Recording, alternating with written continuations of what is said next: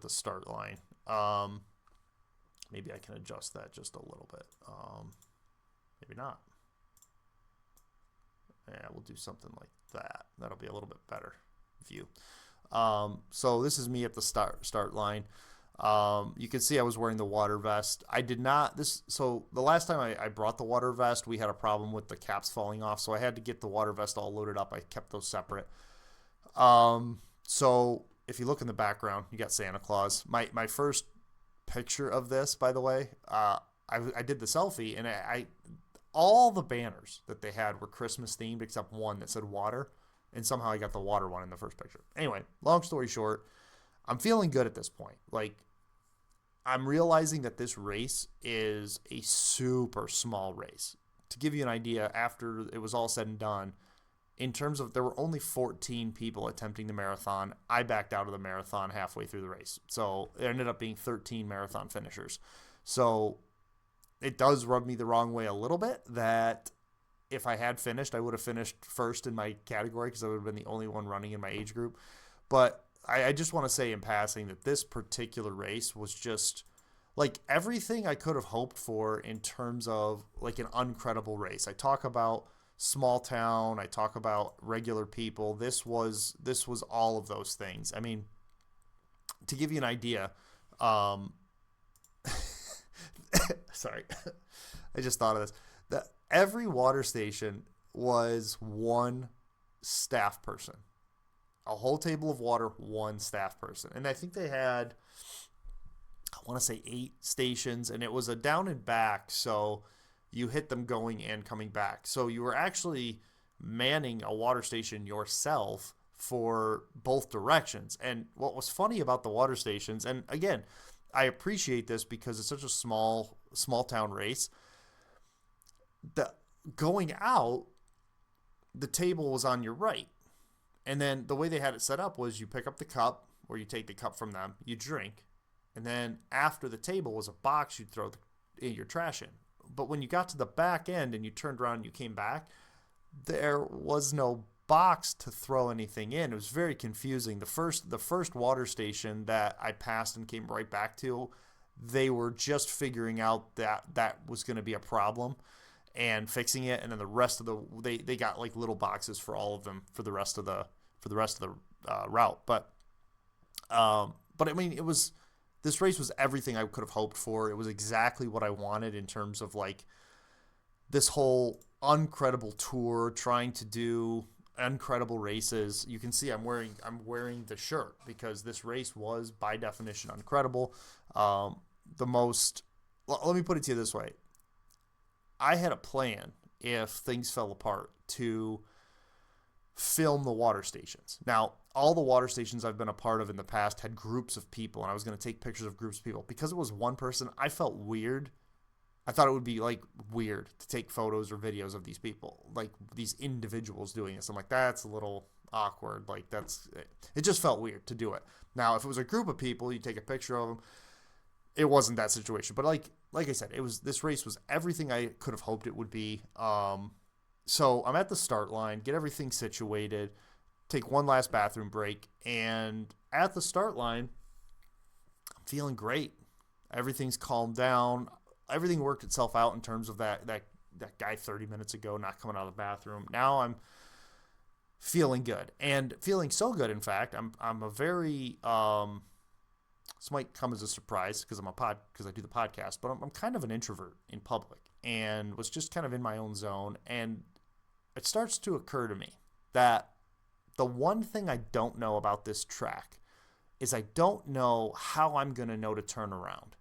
And realizing how small town of a race this is, I'm like, are they going to have a cone or a person or something? Like, this is really, like, they did do the banners for the start finish line and everything, but other than that, it was like, I don't know if they're going to have, there were so few people at this thing starting the marathon that I was like, normally what I would do is if there's like 100 people, someone's going to be around me and I'll just follow that person. It occurs to me like at the start line, I could be alone by the time I get to that first turnaround and I won't know where to turn around.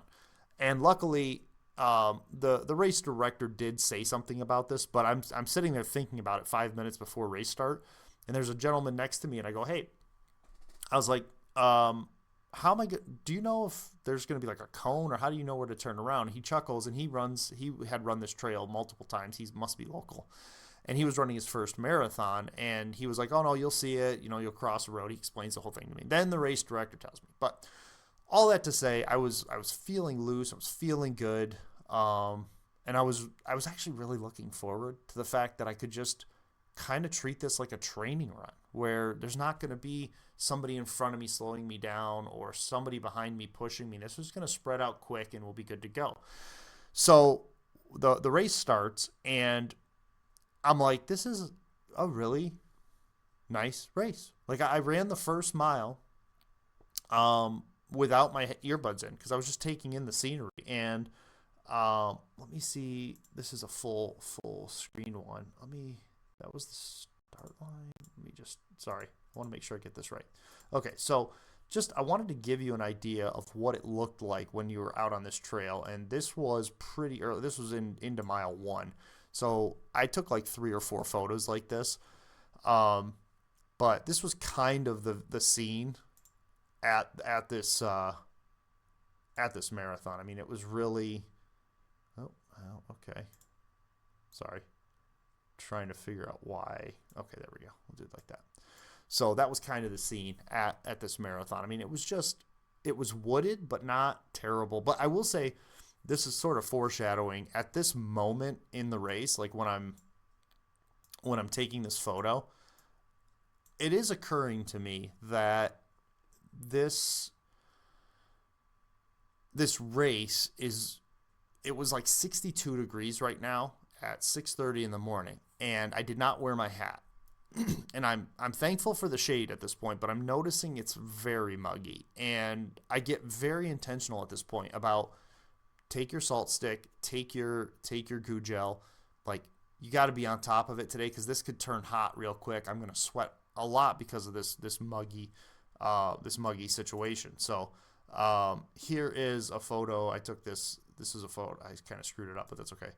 This is a photo of me at the start finish line. Let's see if I might do it.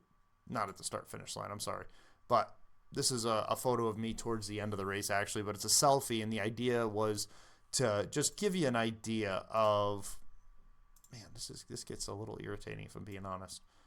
I just wanted you to be able to get an idea of what the scenery looked like. It was a beautiful race. I mean, you couldn't have asked for more in terms of like what it would look like. I just really, really enjoyed. So here I got one more. This is an official race photo, and this will kind of lead us into the next topic, so to speak. So here I am at mile 1. If you look closely, I'm not sure. No, we'll just leave it like that. I won't get too crazy with it. But if you look closely, I've got my arms behind my back because those photos that I took, the scenic one, not the selfie, I did all that in mile 1 because I was just like, let's just take this in. This is beautiful. There's no pressure. It's not a big race. And I don't even remember this photo being taken. I think there was a lady with a cell phone, and I thought this was such a small town race that this particular photo being taken was odd to me because there were on this trail people who were walking and biking the other direction. They were just there. Like, they didn't block it off. This was just wide open. There's just really few number of people. So all that to say, it was a beautiful race, scenic race, and I was feeling good. Did not fire up the earbuds until the end of mile 1. And it was about mile 1, after I'd taken some photos and taken it easy, I cleared mile 1 with like a 9:55, and my goal was to go easy. I was like, if I just take this easy, it's a flat course, down, back. This in my head, I'm like, this is easy. And I was taking in the scenery, doing everything I told myself in terms of like embracing the pace and just get a sub 5. That's all I wanted from this race, was a nice easy race. And so we start locking in, and it occurs to me around mile 1 when I decide, hey, let's focus on the race now. For the first time, I can put both my earbuds in because there's not that much. In other races, I only wear one earbud because I want to make sure I can hear people around me. In this race, there's so few people. I'm like, I can get away with, it's not going to hurt if I throw both earbuds in. That's no big deal. So I throw both earbuds in, I lock in, just like it's a training, like a long, I kept telling myself, this is like a long run Saturday. This is perfect. I love it. And so I lock in. I put my earbuds in, I lock in. The only thing of note that I would say was from miles 1 to 6, that was kind of a disruption to my normal process, was they warned us at the beginning that the bike trail, this is actually a bike trail that we're on, crosses a number of streets along the way. And there's clear stop signs, it's for bikers, but we're running. And because I run on the street all the time, I was just kind of ignored it. I was like, what are the chances at 6, 7 in the morning somebody's going to be driving through there? Like, pretty slim. And I run around traffic all the time. So the first couple times we crossed those roads, one was a dirt road, one was like a driveway. I'm like, there's nobody on these roads. And I get comfortable with it. And we're coming up on a stop sign. I didn't even look. And then finally I glanced up, as is my practice, and I was this close to getting smoked by a car. I was like, man, that would have changed the story quite a bit if I got hit by a car here. But that woke me up a little bit from my stupor, if you will, of just locking in and running. And then it was just a matter of cruising. If you go look at my Strava stats, I was going to put it up here, but it's not that important. It was like 950s, 940s, 930s. Every time I looked at my watch and I was going too fast, I dialed it back. And I get to mile 6, and I start having that anxiety about where do I turn around. And the lady at the last water station before you turn around said something to me, and I never heard her because I had both earbuds in. I took the water and I said, what was that? And then she said, I think she was just saying, good job, keep going. And I just didn't hear it. But I did notice that she had candy canes, because this is a halfway to the holidays. It's a Christmas themed marathon. And so I run across, there's a main street, run across that, and I'm such an idiot. So I see ahead of me a guy do a full turnaround, and he starts heading back. I'm like, oh, so it must be right there. Get to about where he was, and I see a sign that says half marathoners and marathoners turn around here. But half marathon was printed on the sign. Half marathon was printed. Marathon was like in green tape. And I'm like, is this where I turn around? And I look up and I see another sign further down. And I'm like, ooh, maybe you're supposed to go to that one and turn around. So like an idiot, instead of listening to the sign that was right there in front of me, I go on to the next sign which says you're going the wrong way, you should have turned around. I'm like, oh. So no quit, building their wall, while they talk about us, educated, experienced, still not credible, so we embraced it, now we're uncredible.